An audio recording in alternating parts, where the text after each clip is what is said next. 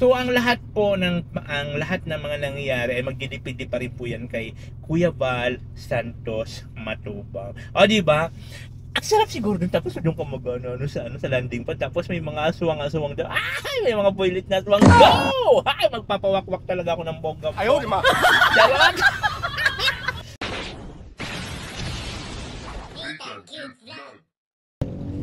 Yon, hello, magandang hapon, magandang umaga, magandang gabi, magandang tanghali po sa ating lahat. Ito yung Liko Disney Cute Vlog, taong walang panlasa.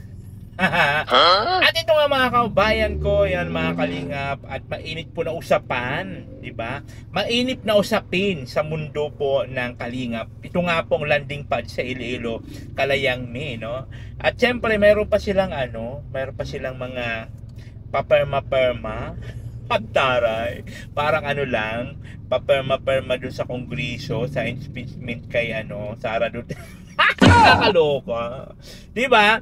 So, ganun pa man So, napanood ko yung mga reaction video nila Bufil, nila Ate Bufil, nila Sangkay, nila Direk Noel sa mga ibang mga reactors. Regarding dyan sa landing pad Iloilo. May mga sang-ayon, may mga hindi sang-ayon. Like ni Ate Bufil, hindi sang-ayon. Si Sangkay Lons naman, hindi na rin siya nagsang-ayon. Napanood ko yung reaction video niya kanina. Kaya Ate Bufil naman kasi, ang kanyang paninindigan talaga is doon lang po siya kay Kuya Bal support.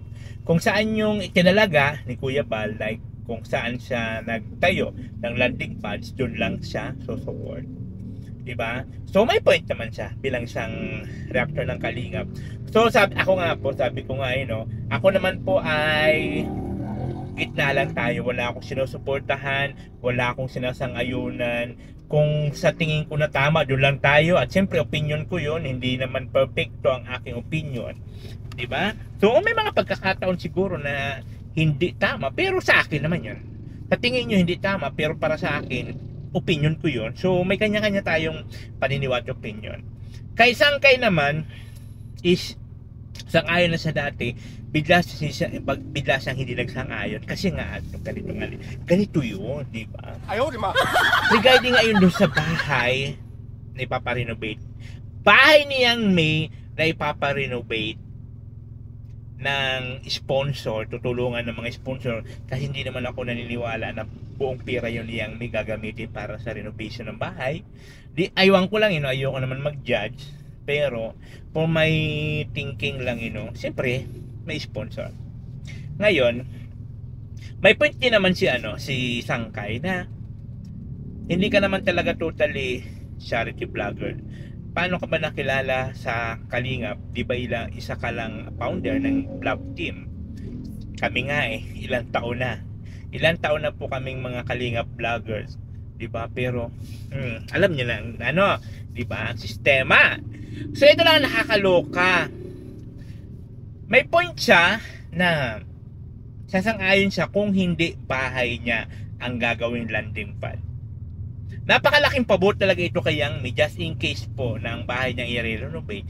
Alam naman po natin ang landing pad ay hindi po forever sa isang lugar. Gets niyo po ba yun? Ang landing pad po kasi 2 years, 1 year. Pag hindi maganda ang takbo, lipat naman sa ibang location. Paano kung ang bahay mismo nila Yang May ipaparenovate forever na sa nandyan? Ang ganda ng estratehiya. Although strategy man yun ni Yang May, wala man tayong pakialam dyan. At kung baga sponsor naman ni Yang May na magsusupport yan, go! Pero ito lang po masabi ko, tulad na sinabi ko nung isang reaction ko kahapon, huwag tayong umasa sa sponsor. Huwag tayong umasa sa sponsor kasi walang forever. Walang forever yan. Diyos ko, makaloka. Ay! Wala pong forever ang nangyayari sa pagdating po sa sponsor.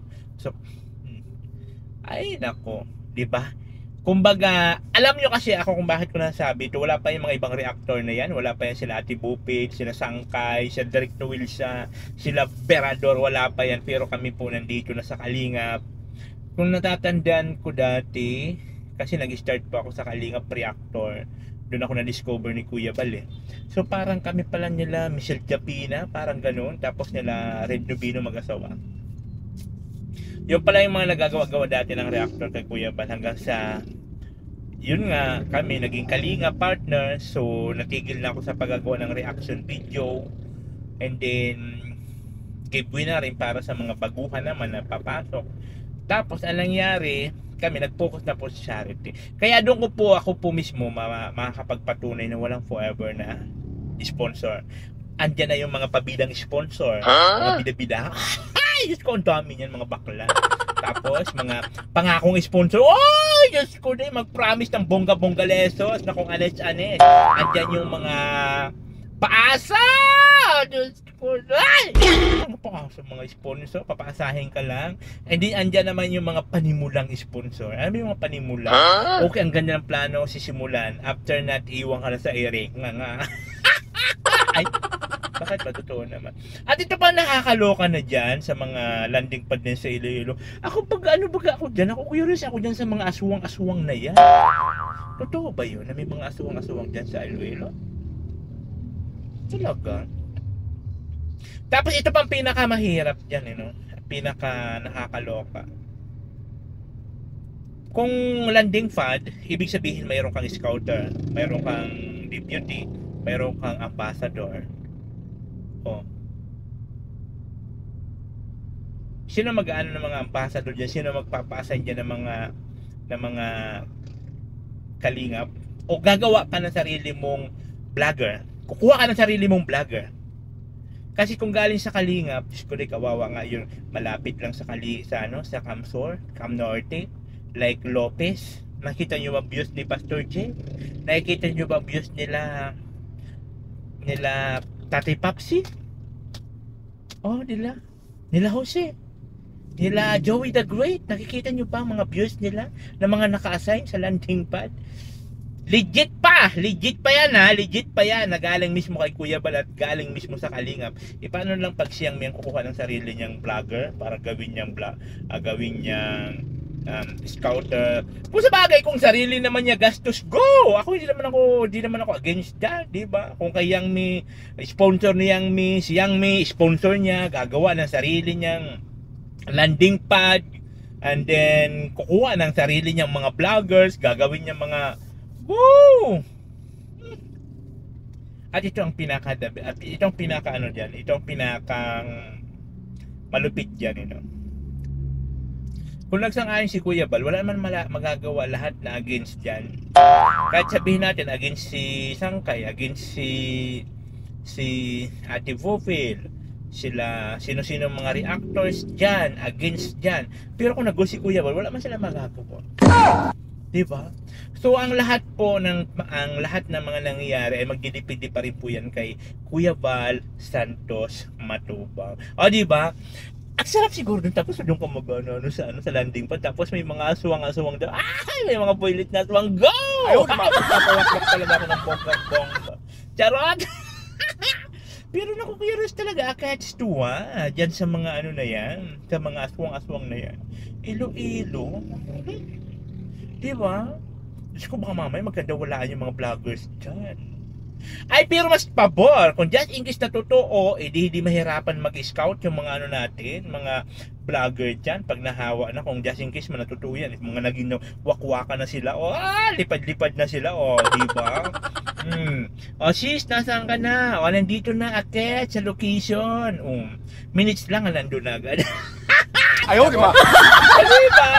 Napakabilis lang mag-scout ng mga akla natin yan, ng mga vlogger. Chara! Ito naman ay good vibes lang naman. Good vibes lang naman yung reaction natin. Diyos ko, baka madala ako dyan ng mga taga Iloilo. Sa mga taga Iloilo, siyempre marami rin tayong tropang mga taga Iloilo. Hindi naman niya. Ay, mga wakwak. Sabi ko, wala man na nagwakwak sa akin dyan ng mga boylet dyan. Diba? So ganun pa man, ako ang ko diyan, hindi ako against, and hindi rin po ako sang-ayon, gitna lang ako. Kung nasaan si Kuya Bal, go. Si Kuya Bal mo makakapag-desisyon kahit sabihin natin na ayaw natin. Pag si Kuya Bal nag-go, magagawa ka ba? di ba? O sabihin natin, ginusto natin, ayaw ni Kuya Bal, wala naman tayong magagawa. O di ba? So si Kuya Bal pa rin po ang makakapagdesisyon ng lahat-lahat kung gugustuhin niya o hindi. Ganun lang po kadali lang. Di ba basta tayo goods lang, doon lang tayo sa good vibes and happy lang tayo. Kung gusto niyang may go, kung may sponsor siya, go! Pero ito lang masasabi ko, huwag tayo umasa lagi sa sponsor kasi walang forever na sponsor, ha? Kaya ikaw, Derek Noel sa huwag ka daw magpadala sa mga palipad-palipad. Ayaw, di ba? Naalala ko lang naman yung kay Ate Bufil. Bakit ba? Dahil lang daw sa mga palipad-palipad. Nagsasangayon na siya pala. Charot! And thank you. Ito man yung lingkod Disney sa vlog. Kailangan nagsasabi ng buhay. Charot lang. At syempre, huwag natin kalimutan. Kuya Bal Santos Matubang ang kalinga propose sa kanyang mga humanitarian na ginagawa. Maraming salamat. At kung kayo pa hindi po nakapag-follow sa aking Facebook page, follow nyo naman ako. May mga reels ako dyan. Pray lang po ang pag-share. Walang bayan na. Follow nyo naman ako. Para sa ekonomiya ng mga akala. Baboy! Oh, natin cute vlog, ikaw